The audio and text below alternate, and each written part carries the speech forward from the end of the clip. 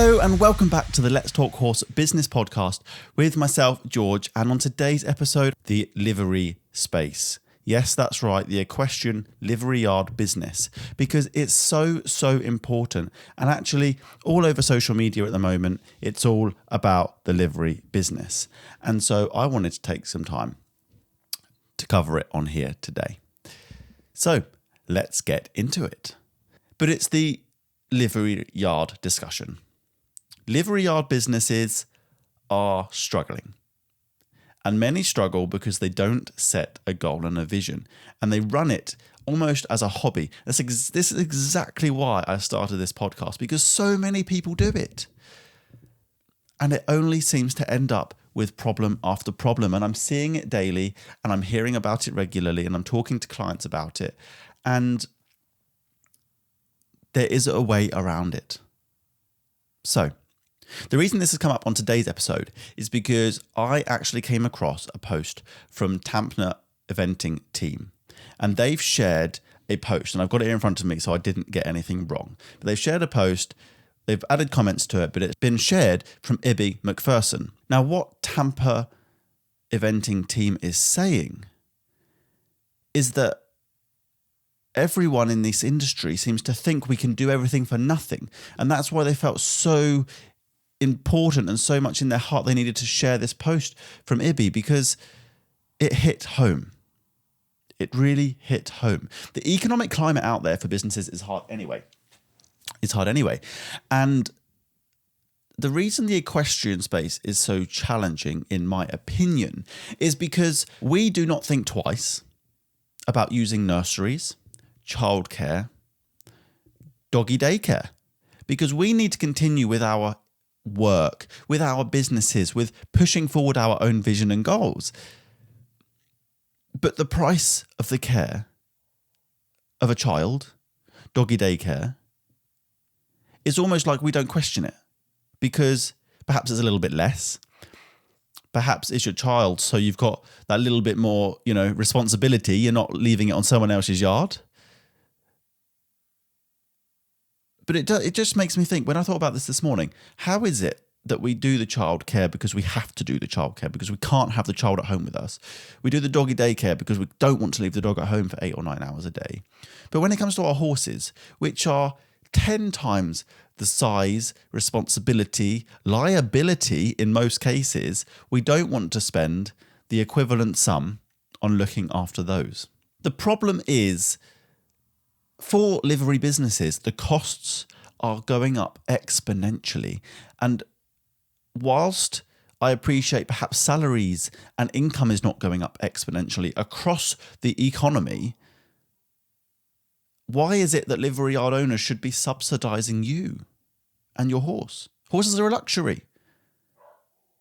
So if you get into horses, you should expect to pay luxury prices to look after them, unless you're going to do it yourself. And that's something I'm going to get into shortly. But we're particularly talking about the livery, the more like full livery setups here.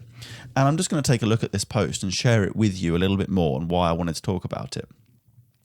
So Ibby McPherson has shared her costs on running a livery yard. Now, she's highlighted that, of course, people can do it cheaper. Of course they can. But Ibby herself owns her yard. She's not renting. She might have a mortgage, but she owns it. And these are her costs. Hay for a 1 horse per week, £25. Straw, £14. Feed, £42. Horse care, that's 1 hour a day at £15 an hour, which by no means is a high wage in this day and age, is £105. Then you've got the box. You've got the rent of the box, the water, the electric bill, the business rates, the insurances. I mean, I can tell you that from experience. Public liability insurance, employer's insurance, property insurance, maintenance, schools, jumps, fence, grass, spreading, muck. There's so much to take into account. And that is before we even start thinking about ridden work. Because I'm sure Ibby has got horses in that she rides for people. She trains. She's an eventer. £256 per week per horse before they are even ridden touched or done anything with them. And then Ibby goes on to explain how much it costs for her to ride the horses and to exercise them. Even on a minimum wage, we're talking £346 per horse per week. And this is someone that knows what is not just starting out. This is somebody who's living and breathing this.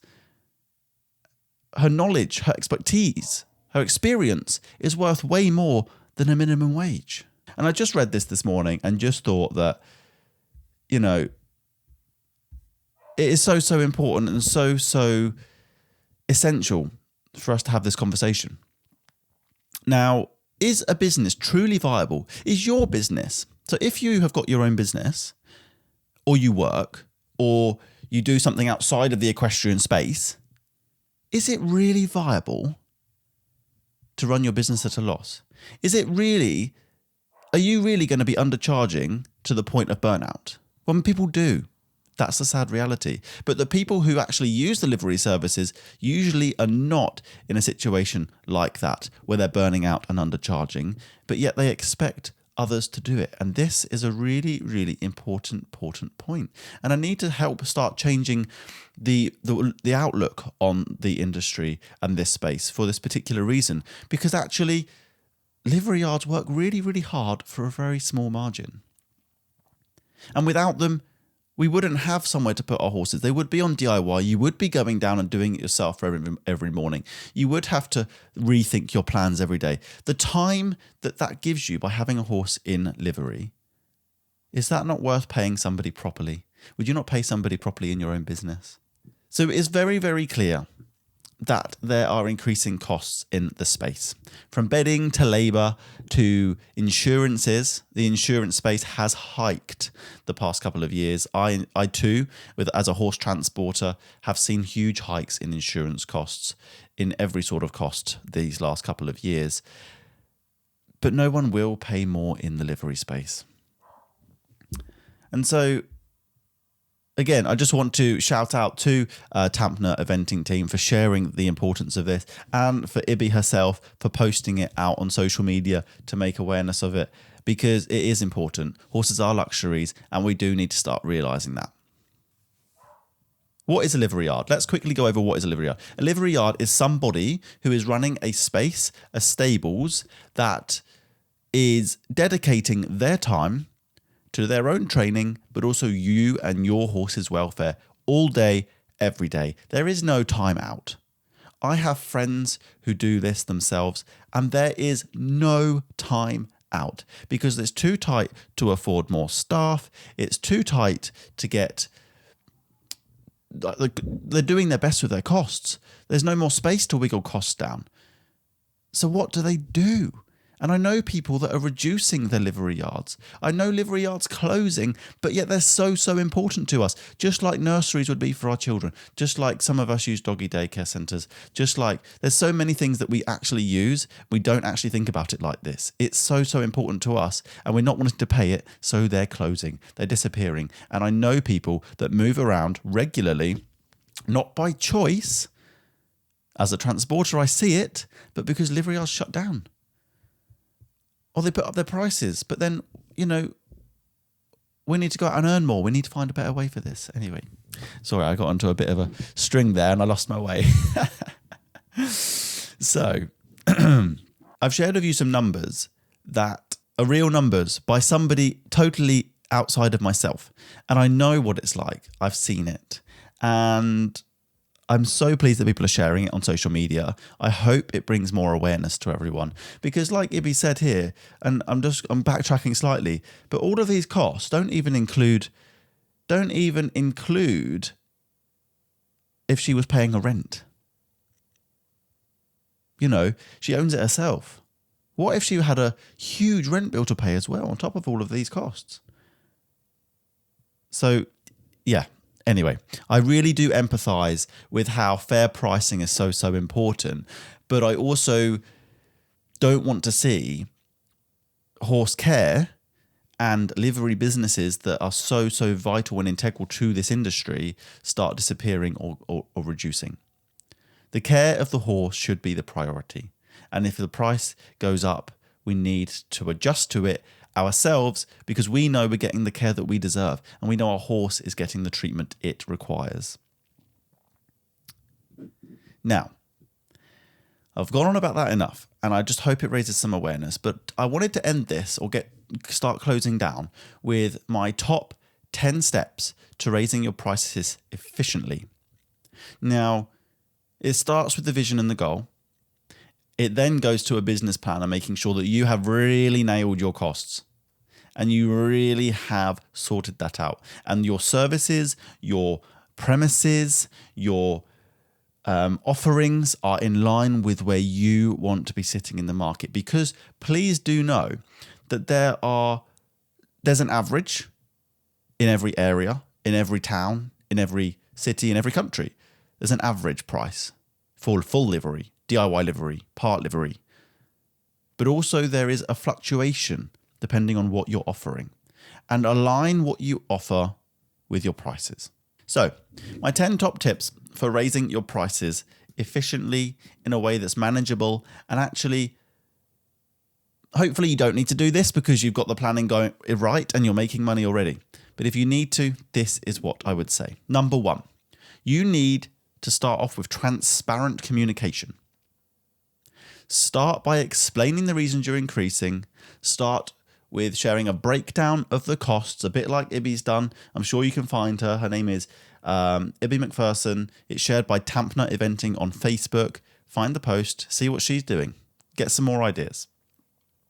And this goes for all business, by the way. So I'm focusing on livery because it's so prevalent, but please take this, if you're listening to this with another business, it's all really, really important. So first off, we need to start off with transparency. Share a breakdown of the costs, the feed, the insurances, the day-to-day care, the labour, the national insurance increases that we've just had through the recent budget, everything. Share it with them. You've got to be open and honest because that's the only way you can really start to get people to understand, just like Ibby is. Then we want to lead with the value. Highlight the services and the benefits that your clients receive. Is your yard a fantastic top-of-the-range yard, or is your yard a fantastic middle ground yard that offers a fantastic level of service because you're affordable, but your products are a bit more basic? Now, that's okay too. That's actually brilliant. There's a lot of people that want that. But lead with the value. What does your yard bring to other people? Is it safety, security? Is it someone's living on site? Is it the indoor school? Is it the hacking?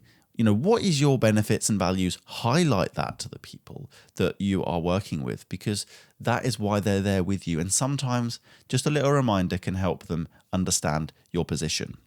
You can be reinforcing that your yard goes above and beyond. When they need somebody to grab their horse in from the field that's 10 acres away, you do it. You bring it in for the farrier and you put it back out for them. And perhaps you haven't been charging for that, but you could be. So reinforce the value that you give people. Use gradual increases where possible. This is number 3, gradual increases. Don't go, oh, sorry guys, I'm struggling, whack on 30% on the bill. They're all going to leave. You might refill it, but it's just not the way you want to go about it. You want to build your relationships, you want to build your rapport, and you want to communicate effectively with them about it. So do it gradually, but ideally do it during your vision and your goals and your planning. Client meetings. If you are struggling to get them to understand through your messages or through talking to individuals, and then, it can often become a bit of a gossip circle on larger yards, have a meeting with everyone. That's number 4. Be open, chat to them, explain to them. Perhaps you can put forward in a meeting how we can be more sustainable. Perhaps there's other things that we can do which helps you as a business, but also helps them keep the costs down at the current pricing. Add options is my number 5. So you can start adding options to your livery services. Now you can tier your services more. So rather than, I'm full livery and I'm DIY, you could say, well, I've got the full livery package. It is now this. This is the new price. But if you wanted to take over your horse on the weekends, we'll keep it at the old price. Or, offer packages. That is really, really helpful to some people, and often it can be very manageable for them. Now, There's also incentives for loyalty. I mentioned this a few times through my work with people, and it's not something we do a lot of in this space, but consider offering discounts for long-term stays. So what about a contract for more than 1 year? How about a 2 or 3 year contract? Would someone be interested in that at the right price? Now, there'll be someone skeptical on here that says, oh, contracts are never going to stand, la, la, la. Well, in 95% of the cases, they absolutely do. And because you built the relationship and because you've done them a deal and because you're working with them, they'll want to work with you too. Perhaps do a discount for a 6 month, a year upfront payment. Would that help you not increase their price? If they paid you in full for the first 6 months, would that benefit you in your cash flow?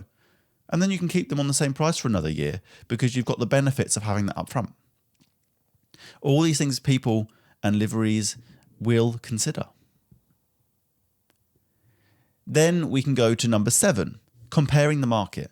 Now, this can go one of two ways because you could compare the market and realize you're really expensive.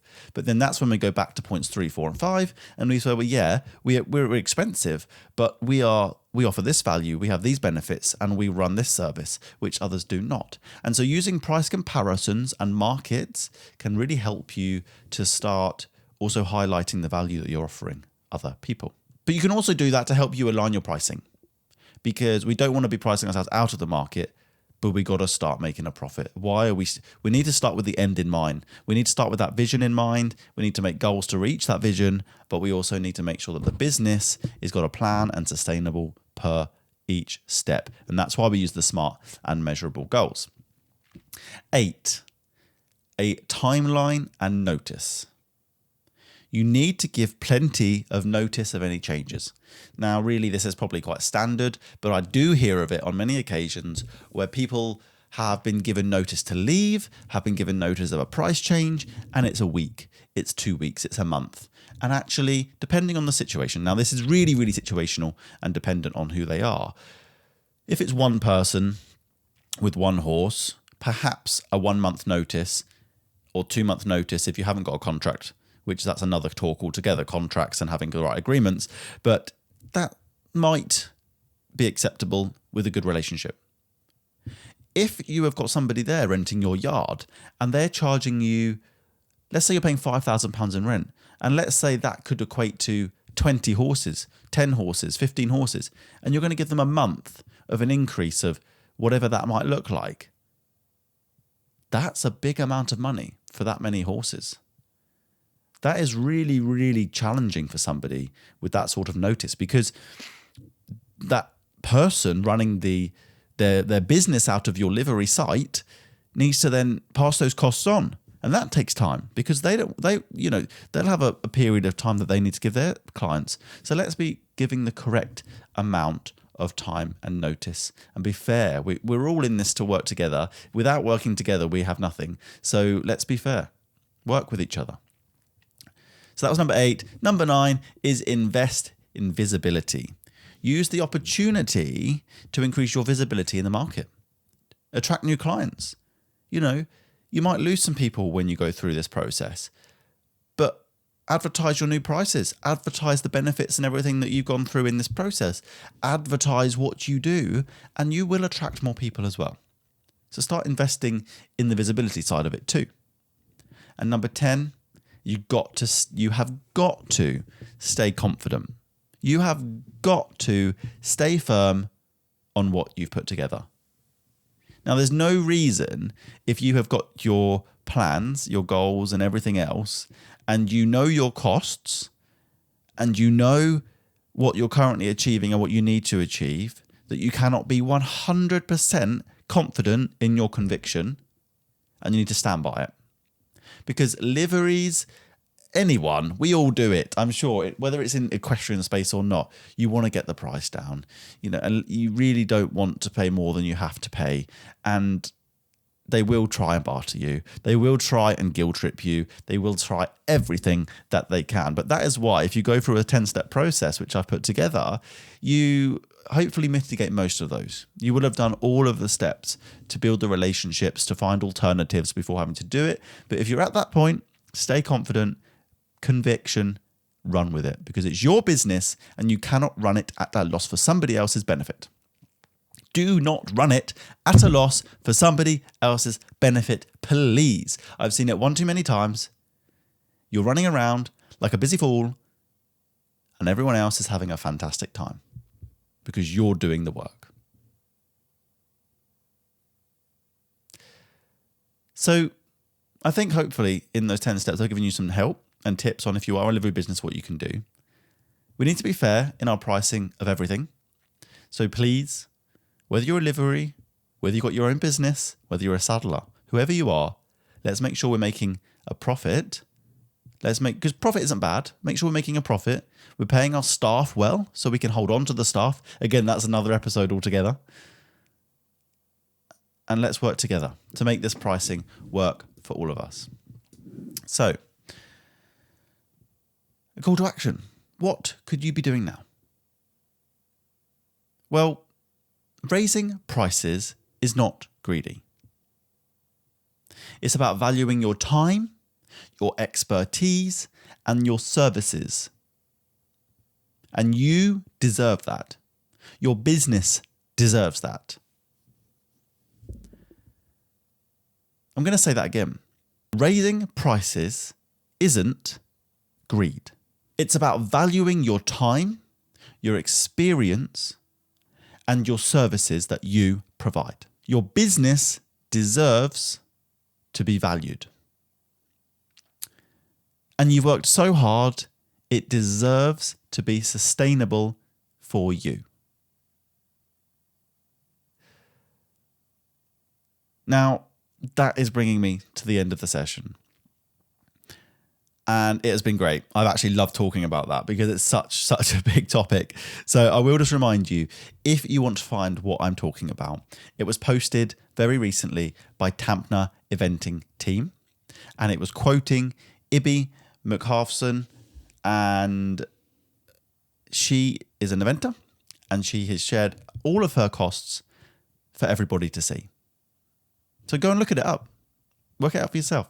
But if you are a livery business and you are struggling, please feel free to reach out because I can absolutely help you turn things around. I've got my process to help you initially, but if you need further guidance on how we can do that and keep everything tickety-boo, then please feel free to reach out.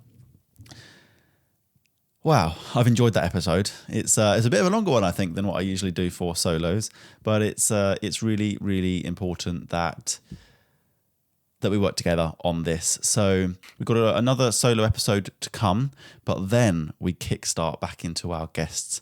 And I'm so excited. I've got some of the interviews coming up and it's going to be something else. So please stay tuned.